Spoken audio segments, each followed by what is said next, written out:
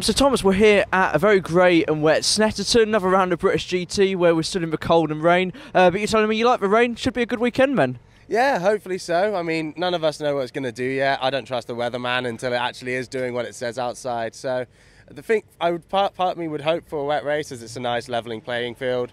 But either way, I mean, Snet's not my favourite circuit by a decent stretch of the imagination, unfortunately. But apparently I've been told I'm quick around here by my family and friends, so hopefully we can get a good result out of it by the end of the weekend. That seems to be the case from a lot of drivers. It seems to be quite a Marmite circuit. It divides a lot of people. Why do you think that is?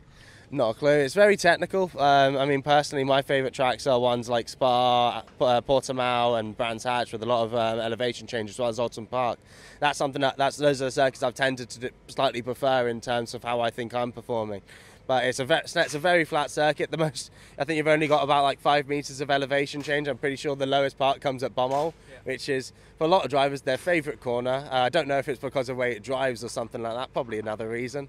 But it's one of those circuits it's a bit flat for my liking, and I imagine that's probably the case for a few other drivers. Yeah, we don't have many hills here in Norfolk. But it's been an interesting year so far, obviously developing the Ginetta, learning lots about it. How's it been so far, would you say, overall for you? It's been a good car. It's got a ridiculously good race pace. It's a lot easier to drive than the previous iteration of the G56. It's made quite a few improvements in terms of drivability and driver comfort as well. It is a really good race car. We are still the underdogs by a long stretch, a long way. With BMWs, McLarens and Aston Martins all have a much larger development budget. But we feel confident that we're going to be able to bring the fight to them. Yeah, for sure, and we've obviously got free practice coming up soon, another important session to sort of learn stuff with the car and get ready for the rest of the weekend.